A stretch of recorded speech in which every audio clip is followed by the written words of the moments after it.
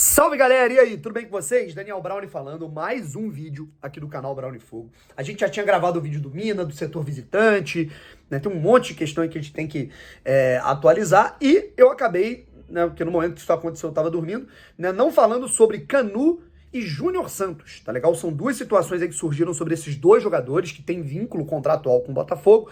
Um está no Botafogo, o outro nesse momento está no Bahia. A gente vai trocar uma ideia sobre isso. Bom, se inscreve aqui no canal Brownie Fogo, deixa o like, ativa o sininho para você não perder absolutamente nenhuma novidade, tá legal? Seguinte, vamos falar aqui um pouquinho sobre essa situação toda do Júnior Santos e também do Canu. Lembrando, a gente está gravando muitos vídeos, né, simultaneamente, né, então para vocês não se perderem, né, eu já fiz um vídeo reagindo às camisas, eu já fiz um vídeo mostrando tudo o que aconteceu no evento do Botafogo e da Reebok. Fiz um vídeo também para falar sobre IR Mina e o setor visitante, o setor sul, no estádio Newton Santos, sofrendo alterações boas para a torcida do Botafogo, tá legal? Pra gente que vai ao estádio.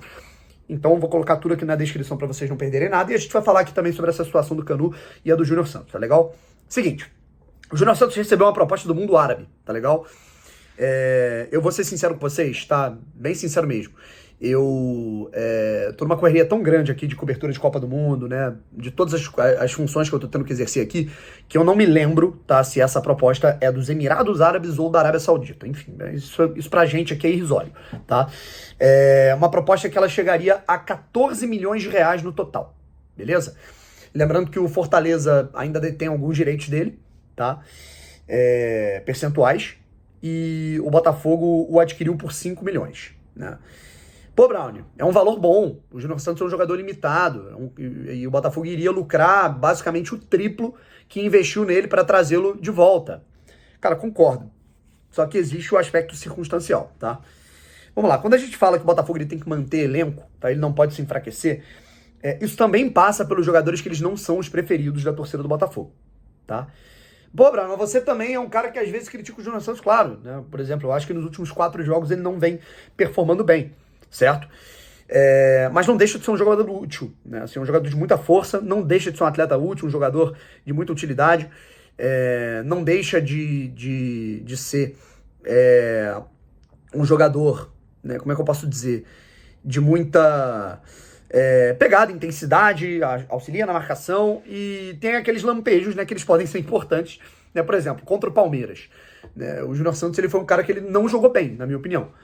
Mas foi numa arrancada dele, né, num arranque absurdo, né, naquela potência, aquela força dele, que o Botafogo conseguiu sair de uma zona de pressão, sofre a falta, e na cobrança de falta o Botafogo faz 1-0.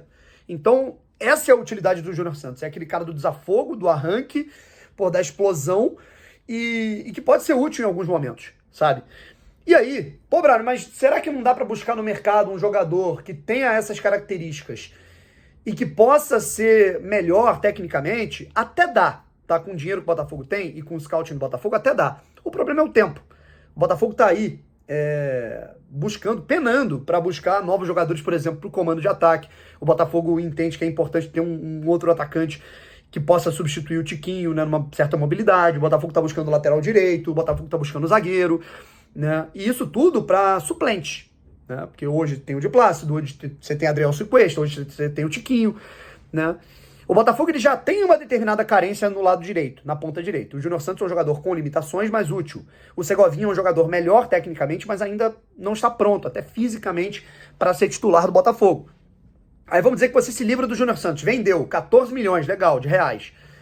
É um dinheiro que ele não é muito, né? 14 milhões de reais por um atacante não é um valor alto, embora o Botafogo viesse a embolsar o triplo praticamente do que investiu no atleta para tirá-lo do Fortaleza, para, né, comprar do Japão, né? Embora, né, por esse fator seja interessante até a proposta, a gente ia perder o Júnior Santos e teria menos de 2 semanas. A janela fecha, se não me engano, em 12 dias, eu acho. Que, assim, na minha opinião, o Botafogo não ia correr o risco de não repor, sabe? Então, eu entendo o fato do Botafogo ter recusado, e se for para negociá-lo e tudo mais, negocia no fim do ano.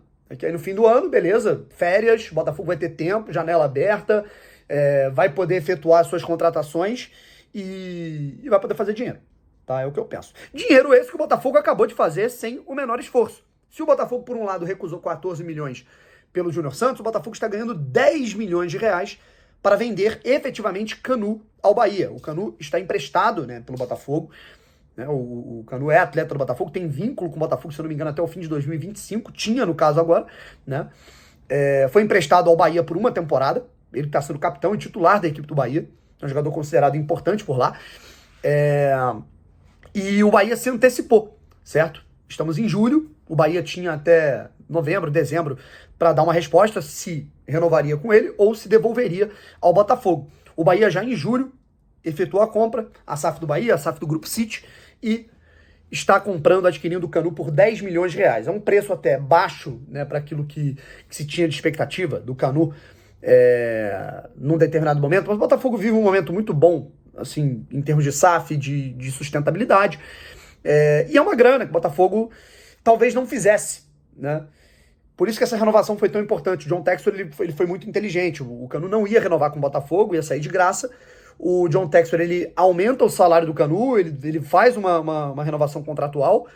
E aí, quando ele efetua essa renovação contratual, você vai gastar um pouquinho mais de salário com o cara? Vai aumentar o salário do cara? Beleza, mas aí você empresta o cara foi pro Bahia, o Bahia arca com os custos, e vai fazer uma transferência, ou seja, o Botafogo ganha dinheiro. Né? Então, é muito melhor isso do que propriamente... como é que eu posso dizer? É muito melhor isso, né, do que propriamente perder, né, o jogador de graça, né? Então acho que foi bom pro Canu, que vai continuar no Bahia, né, dando sequência ao trabalho dele que tá bom lá. Bom pro Tricolor de Aço, né, que tá contratando um jogador, né, que talvez fosse um pouco mais caro, e bom pro Botafogo que tá lucrando.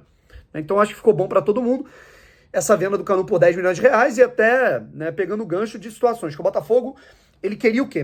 O Botafogo queria manter jogadores na janela por conta do time, né, que está liderando o Campeonato Brasileiro, né? O Pé recebeu sondagem, Adrielson recebeu 2 propostas, Tiquinho recebeu proposta, Eduardo recebeu proposta, o Botafogo segurou todo mundo.